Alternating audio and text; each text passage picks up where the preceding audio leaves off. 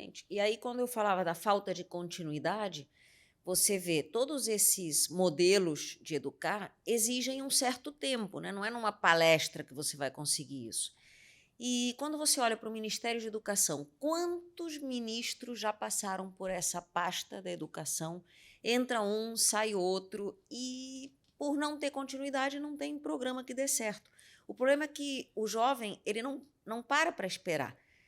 A idade dele vai passando, aí ele passa todo o tempo da escola nesse vai e não vai de projetos e ele acaba sendo uma geração altamente comprometida no futuro de mercado de trabalho, etc. Qual seria, na sua visão, o requisito mínimo para ser um ministro da Educação? Para mim, tem que conhecer a educação na prática.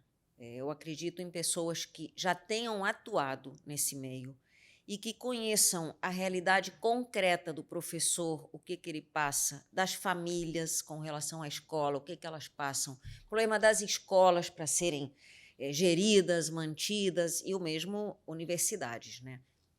Principalmente públicas, lógico. Hoje, eu vejo, quando olho para trás, né, quantos ministros já passaram por aí que eram meramente teóricos ou cargos ocupados por pessoas que vinham de outra área e que, tudo bem, são pessoas inteligentes, capazes, etc., mas não conseguiam mergulhar no verdadeiro problema que a gente só conhece lá, quando a gente está na sala de aula. É igual a gente fala aqui, o comandante da polícia, para ser comandante, ele tem que ter ido para a guerra, senão não tem jeito. Andréia, está fazendo falta na educação brasileira a matéria moral e cívica? Olha, esse é um tema bem polêmico, porque essa matéria, Educação Moral e Cívica, assim como a outra que vinha depois, Organização Social e Política O Brasileira, SPB, né? OSPB, elas foram implementadas num contexto um pouco problemático do nosso país, que era aquela época do governo militar. Então, essas matérias acabaram sendo muito usadas para reforçar determinados valores Fins vazios. ideológicos? Não.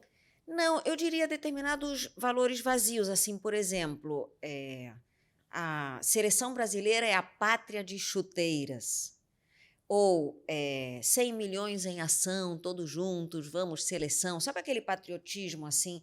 E aí, nessas matérias acontecia exatamente isso, a bandeira, os símbolos nacionais, tudo isso é ótimo, porém, era completamente vazio, porque, na verdade, você não estava problematizando que nação é essa, como diz aquela música, que país é esse? Sim. Então, eu não posso admirar uma pátria simplesmente porque a bandeira é linda, porque a independência foi maravilhosa, ou porque a seleção brasileira se dá muito bem nos torneios. Muito pelo contrário, eu tenho que descer fundo nos problemas, né? Como deve ser a educação, como deve ser a saúde, como devem ser os governantes.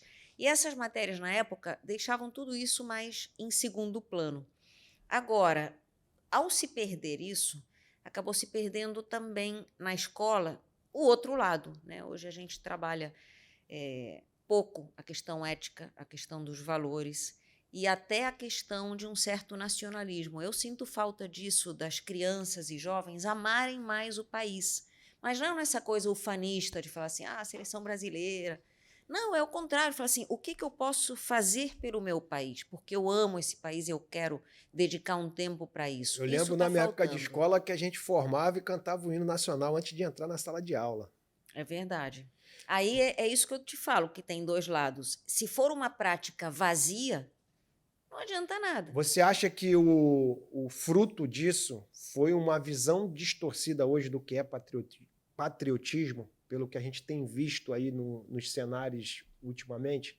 Eu acredito que, por causa desses problemas todos na educação e em outras áreas do país, esse amor pela pátria ele acaba sendo meio que inconscientemente canalizado só para aquilo que está bom. Sim. Então, é o esporte, enfim, as artes, né? A música brasileira, que é tão E achar que aclamada pelo mundo. eu vou apimentar mais. Achar que o patriotismo é idolatria a um certo político ou alguma outra coisa. Eu falo tanto de um lado quanto para outro, não.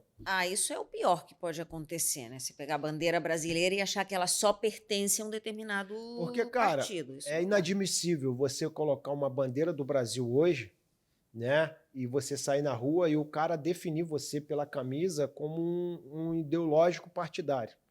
Ou você ser rechaçado num outro lado como um inimigo, né?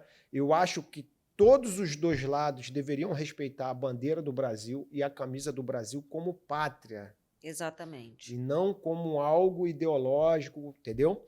É fato. Isso é uma discussão longa, a gente não vai entrar aqui, tá, André? Eu trouxe aqui para um conteúdo tranquilo. Complexa, bem complexa. Mas deixe seus comentários aí, o que vocês acham. Acho que vale a pena depois a gente chamar alguém da área aí que gosta de tiro, porrada e bom para debate, senão eu vou assustar a nossa convidada hoje. Andréia, diz para mim, o que precisa melhorar no Brasil, assim,